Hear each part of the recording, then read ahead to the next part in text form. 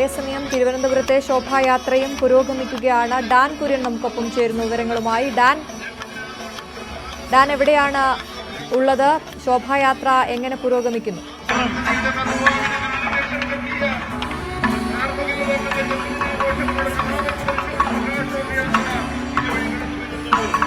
പാളയത്ത് നിന്ന് തുടങ്ങിയ മഹാശോഭയാത്രയാണ് ഇപ്പോൾ സെക്രട്ടേറിയറ്റ് നടയിൽ കടന്ന് MG റോഡിലൂടെ പുത്തരിക്കണ്ടം മൈതാനിയിലേക്ക് നീങ്ങിക്കൊണ്ടിരിക്കുന്നത്.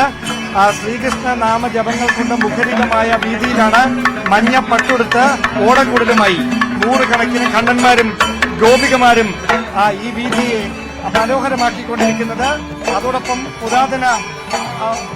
പുരാതന ഓർമ്മകൾ പങ്കുവെക്കുന്ന നിശ്ചിത ദൃശ്യങ്ങളടക്കം ഈ ശോഭയാത്രയ്ക്ക് മാറ്റുകൂട്ടുന്നു എന്നതാണ് എടുത്തു പറയേണ്ടുന്ന കാര്യം. നേരത്തെ മുതൽ തന്നെ ഉച്ച കഴിഞ്ഞപ്പോൾ മുതൽ തന്നെ നിരവധി ഗോപികമാർ കണ്ണന്മാർ അവരിങ്ങനെ പാളയത്തേക്ക് ഈ മഹാശോഭയാത്രയുടെ ഭാഗമാകുന്നതിന് വേണ്ടി എത്തിക്കൊണ്ടേയിരിക്കുകയായിരുന്നു. ഏറെ സന്തോഷത്തോടെയാണ് ഈ ഏറെ തിരക്കുള്ള ഈ സെക്രട്ടേറിയറ്റിന് മുൻപിലെ വീതിയിലൂടെ അവർ പുത്തരിക്കണ്ടം മൈതാനിയിലേക്ക് നിരനിരയായി ഇങ്ങനെ എത്തിക്കൊണ്ടിരിക്കുന്നത്. ഒരുപാട് സന്തോഷം പങ്കുവെച്ചുകൊണ്ട് ശ്രീകൃഷ്ണന്റെ നാമം ജപിച്ചുകൊണ്ട് ആടിപ്പാടി നൃത്തച്ചുവടുകൾ വെച്ച് അവർ ഈ ആഘോഷത്തിന്റെ ഭാഗമാകുകയാണ്. നഗരം മുഴുവൻ അമ്പാടിയാക്കി മാറ്റിക്കൊണ്ടാണ് ഈ ശോഭയാത്ര ഇപ്പോൾ പുത്തരിക്കണ്ടം മൈതാനിയിലേക്ക് പുരോഗമിച്ചുകൊണ്ടിരിക്കുന്നത്. ശരി, ഡാൻ കുര്യനാണ് വിവരങ്ങൾ നൽകിയത്.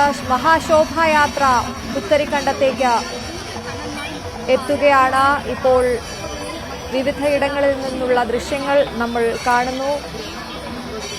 എല്ലായിടത്തും സന്തോഷമാണ് എന്നുള്ളതാണ്. എല്ലാവരുടെയും മുഖത്ത് ചിരിയാണ്. ഈ ഒരു ദിവസത്തിനായി കാത്തിരുന്നത് പോലെ ഇപ്പോൾ കൊട്ടാരക്കരയിൽ നിന്നുള്ള ശോഭായാത്രയിൽ നിന്നുള്ള ദൃശ്യങ്ങളാണ് പ്രേക്ഷകർ കാണുന്നത്. സംസ്ഥാനത്തുടനീളം വിവിധയിടങ്ങളിൽ ഇപ്പോൾ ശോഭായാത്ര പുരോഗമിക്കുകയാണ്.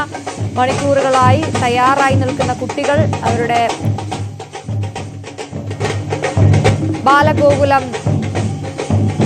ബാലഗോകുലത്തിലെ കൂട്ടുകാർക്കൊപ്പം ശോഭായാത്രയിൽ അണിനിരക്കുന്നതിന്റെ ദൃശ്യങ്ങൾ കാണുന്നു. കൊട്ടാരക്കരയിൽ നിന്നുള്ള ദൃശ്യങ്ങളാണ് ഇപ്പോൾ ഒരു വശത്ത് കാണുന്നത്. മറുവശത്ത് തിരുവനന്തപുരത്ത് നിന്നുള്ള ശോഭായാത്രയുടെ ദൃശ്യങ്ങൾ കാണുന്നു. അത്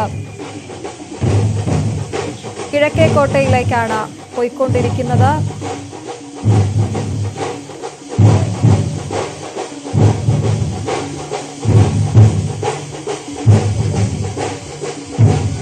വിവിധ പ്രായത്തിലുള്ള കൃഷ്ണന്മാരെയും രാധമാരെയും ഒക്കെ നമുക്ക് ശോഭായാത്രയിൽ കാണാം. അക്ഷരാർത്ഥത്തിൽ മനോഹരമായ കാഴ്ച. ശോഭായാത്ര പുരോഗമിക്കുകയാണ്. ഇപ്പോൾ തിരുവനന്തപുരത്ത് നിന്നും കൃഷ്ണേന്ദുവും ആര്യയും തുടരുന്നുണ്ട്. കൃഷ്ണേന്ദു, ആര്യ രണ്ടുപേരും ശോഭായാത്രയ്ക്കൊപ്പം നടക്കുകയായിരുന്നു. ഇപ്പോൾ നിങ്ങൾ എവിടെ എത്തി നിൽക്കുന്നു? അവിടുത്തെ കാഴ്ചകൾ എന്തൊക്കെയാണ്?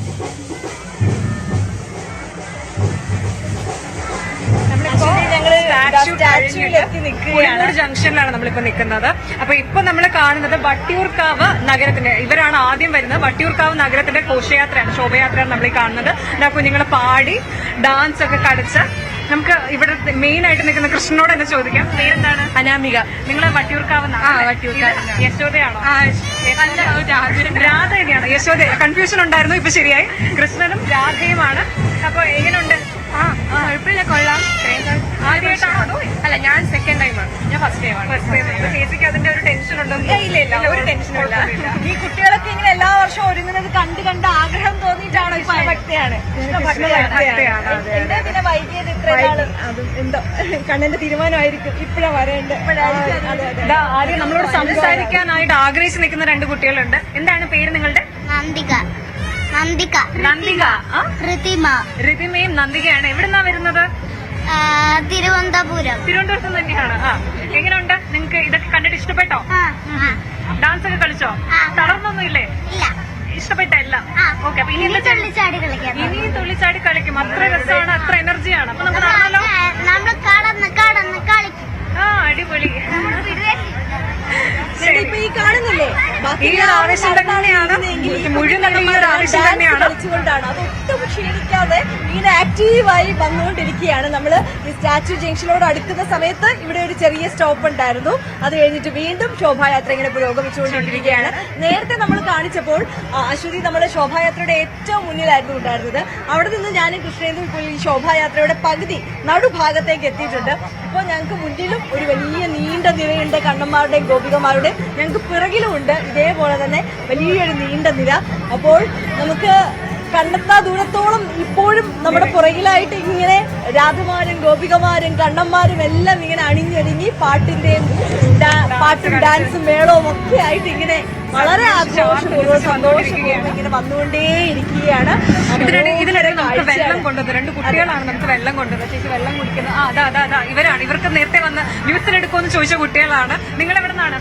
നമ്മള് കൂട്ടാമള മരുതൻകുഴി കൂട്ടാമള ഭാഗത്താണ്. പേരെന്താണ്? ആദിത്. മുന്നെയോ? ഹേഷ്ണവ്. എന്താ നിങ്ങള് ഈ കണ്ണന്റെ വേഷം കെട്ടാതെ ഈ വെള്ളം വിതരണം ചെയ്യുന്ന ടീം അതൊക്കെ ഏറ്റെടുക്കാൻ കാരണം എന്താ? നമ്മൾ കഴിഞ്ഞ പ്രാവശ്യം കൃഷ്ണനായി.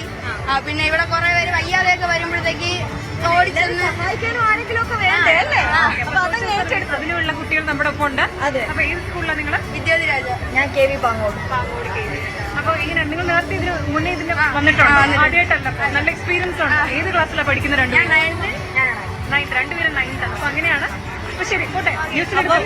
വെള്ളം കൃത്യമായി കൊടുക്കുന്നുണ്ട്. ഈ കുഞ്ഞിക്കണ്ണന്മാർക്കെല്ലാം ഗ്ലൂക്കോസ് കൃത്യമായിട്ട് കൊടുക്കുന്നുണ്ട്. ഓരോ ജംഗ്ഷനിലും ഇങ്ങനെ കൃത്യമായി സ്റ്റോപ്പ് വെച്ചിട്ടുണ്ട്. ആ സ്റ്റോപ്പിലാണ് എല്ലാവർക്കും വെള്ളം കുടിക്കാനും ഗ്ലൂക്കോസ് കഴിക്കാനും ലഘുഭക്ഷണം കഴിക്കാനും ഒക്കെയുള്ള ഒരു ഗ്യാപ്പ് അനുവദിച്ചിട്ടുള്ളത്. അപ്പോൾ ഇവിടെ ഈ കുറച്ച് തിരക്ക് കൂടിക്കൂടി നമ്മൾ പോകെ എല്ലാ സൈഡിൽ നിന്നും ആൾക്കാരൊക്കെ വന്ന് ഇവിടെ തിരക്ക് കൂടാൻ തുടങ്ങിയിട്ടുണ്ട്. ഇപ്പൊ പുളിമൂട് ജംഗ്ഷൻ കഴിഞ്ഞിട്ട് നമ്മൾ പതുക്കെ അടുത്ത ആയുർവേദ കോളേജ് ജംഗ്ഷനിലേക്ക് പോവുകയാണ്. വീണ്ടും ശോഭായാത്ര ഇവിടുന്ന് വീണ്ടും പുനരാരംഭിച്ചിരിക്കുകയാണ്. നമ്മളെല്ലാം പതുക്കെ ഇങ്ങനെ മെല്ലെ നടന്നു നീങ്ങിക്കൊണ്ടിരിക്കുകയാണ്. ശരി, ആര്യ കൃഷ്ണേന്ദു രണ്ടുപേരുടെയും ആദ്യത്തെ ശോഭായാത്രയാണ്, എക്സ്പീരിയൻസ് ആണെന്ന് മനസ്സിലാവുന്നുണ്ട്. എന്തായാലും ഒരുപാട് കാഴ്ചകൾ ഇനിയും ബാക്കിയുണ്ട്. നിരവധി ഇടങ്ങളിൽ നിന്നുള്ള കുഞ്ഞുങ്ങൾ ആ ശോഭായാത്രയിൽ പങ്കെടുക്കുന്നു. സംസ്ഥാനത്തുടനീളം ശോഭായാത്രകൾ, ഘോഷയാത്ര പുരോഗമിക്കുകയാണ്. തിരിച്ചെത്താം ഒരു ഇടവേളയ്ക്ക് ശേഷം.